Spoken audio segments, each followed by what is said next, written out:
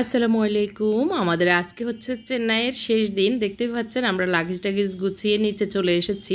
আশা করি আজকের এই ছোট্ট ভিডিওটি আপনাদের ভালো লাগবে।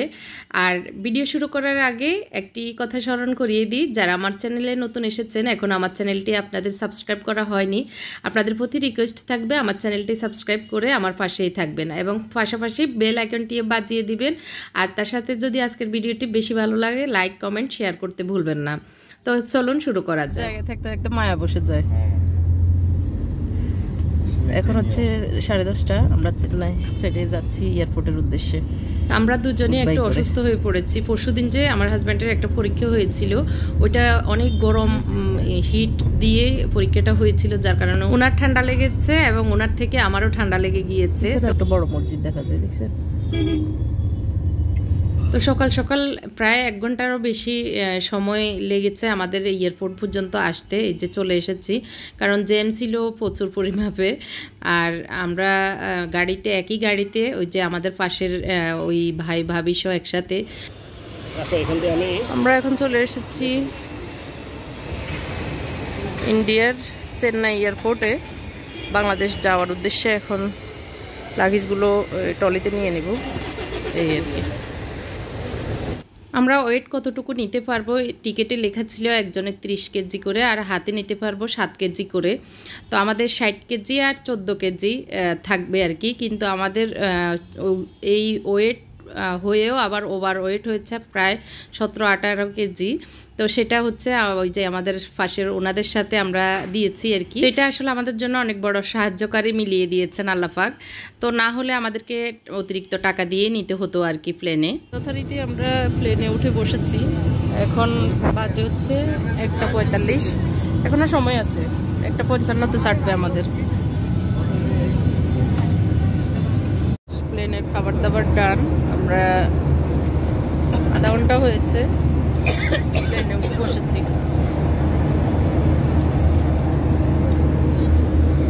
ফ্রাইস চিকেন রাইস আর হচ্ছে পেপসি কোকা কোলা দিয়েছে আমাদেরকে খাবার আজকে। উনি হচ্ছেন আমাদের পাশে হোটেলের পাশের রুমের ওনারা। তো ভাইয়ের সামনে উনি, ভাবিটা আমাদের পাশে আছে। উনি অসুস্থ, অপারেশন হয়েছে এই ভাবির।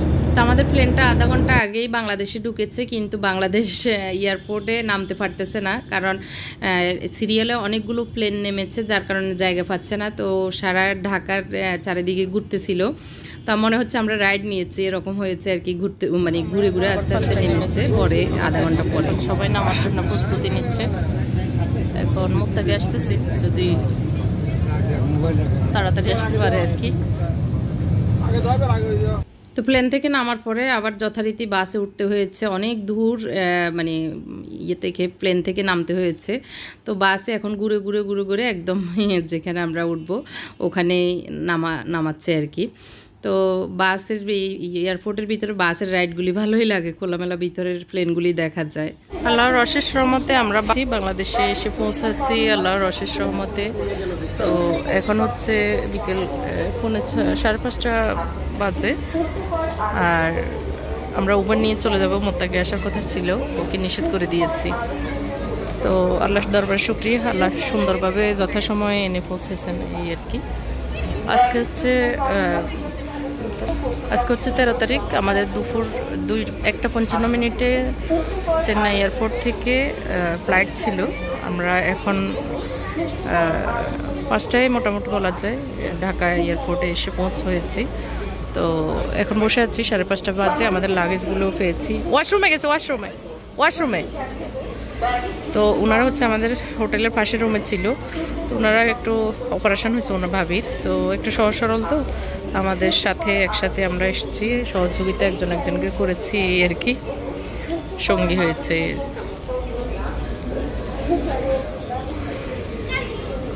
আল্লাহর রহমতে আমরা এখন লিফটে উঠেছি, বাসায় ঢুকবো।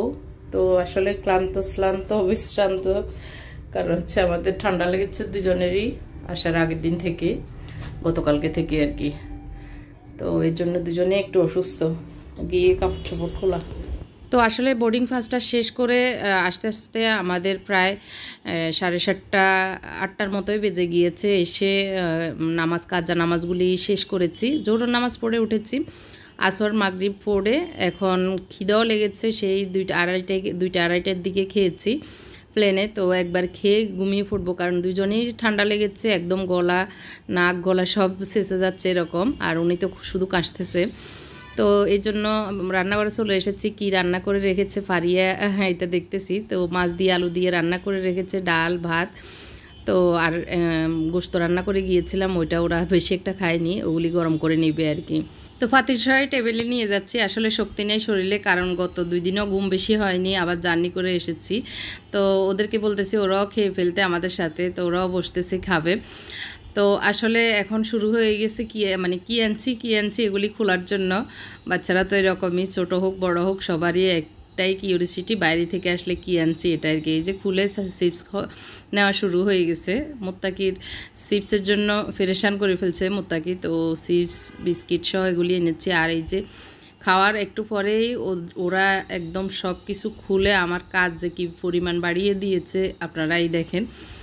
তো আমরা যতটুকু এনেছি আসলে অনেক টাকার জিনিস আপনারা হয়তো মনে করবেন, তা না। ইন্ডিয়া অনেক, আমি মনে করি অনেক সস্তা, অনেক মানে ভালো কোয়ালিটির জিনিসও অনেক কিন্তু কম দামে। এই বাটিটা আমি মাত্র কত টাকা দিয়ে নিয়েছি আপনারা কমেন্ট করবেন, তারপরে আমি বলবো।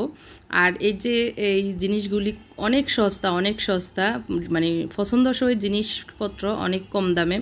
তো যেটা কম দামে পেয়েছি সেটাই নিয়েছি, মানে পছন্দসই আর কি, আমার ভালো লাগার জিনিসগুলি। আর এই যে জিনিসগুলি এনেছি সেগুলি আসলে ইন্ডিয়ান ব্লগগুলিতে অনেক ভাইরাল, তো সেই জন্যই। আর 3 পিসগুলি তো দেখেছেনই, এগুলি আমার পরার জন্য আমি ঈদে টিদে কোনো কিছু কেনাকাটা করিনি, সেই জন্য ইন্ডিয়া যেহেতু যাব ওখান থেকে কিনবো। এই যে উপরে নিচে কি যে অবস্থা করে ফেলছে একটু আগে, সব কিছু খুলে। আমিও আর বললাম যে আচ্ছা খুলে ফেলো, তাহলে এগুলি এক সাইড করে ফেলবো।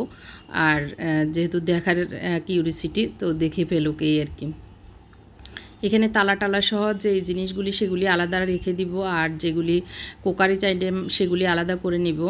আর ওদের খাবারের যে জিনিস সেগুলি আবার আলাদা করতে হবে। আর যেগুলো অ্যামাজন থেকে এসেছে কিছু জিনিস, সেগুলি আবার ঠিকঠাক করে আলাদা রাখতে হবে। এই আর কি, সব মিলিয়ে আমি এগুলি গুছাবো। এখন আর রাতের বেলা কিছুই করব না, জাস্ট এভাবে রেখে শুয়ে যাব। সকালে এগুলি কিভাবে ঠিক করব বা গুছাবো সেটা আপনাদের সাথে শেয়ার করব, আশা করি আপনাদেরও ভালো লাগবে। আর এখানে যে জিনিসগুলি এনেছি সেগুলি আসলে আমার জন্য এনেছি, অনেকে হয়তো বলবেন বা আপনারা নিতে চাইবেন, তো আসলে আমি দিতে পারবো না, কারণ এগুলি অনেক ওয়েট, অনেক কষ্ট করে এনেছি আমার নিজের জন্যই। যেহেতু সিরামিক্স আইটেম অনেক হেভি, অনেক ওজন, তো সিরামিক আইটেম একদিকে ডেলিভারিও দেওয়া অসম্ভব, মানে ভেঙে যাওয়ার চান্স থাকে। আর এগুলি যেহেতু আমি আমার পার্সোনালি এনেছি সেজন্য দিতে পারবো না। তো যাই হোক, অনেক কথা বললাম, আপনাদের ভালো লাগলে অবশ্যই কমেন্ট করে জানাবেন, আর লাইকটি দিতেও ভুলবেন না। আল্লাহ হাফেজ, আসসালামু আলাইকুম।